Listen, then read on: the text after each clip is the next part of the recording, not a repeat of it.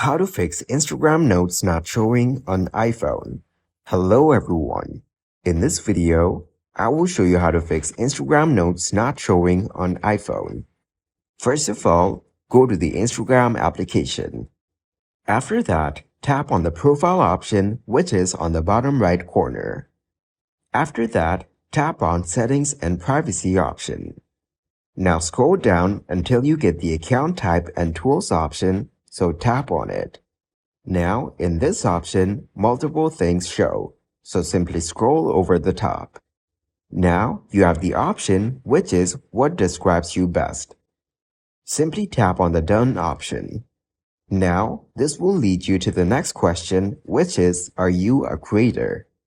After that, tap on the Creator option and then on the Next button. Now, tap on the Messages.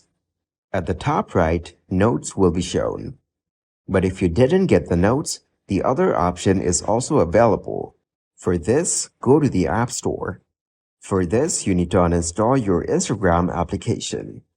All you have to do is just simply go to the settings and tap on Instagram application. Now, tap on the Offload app option.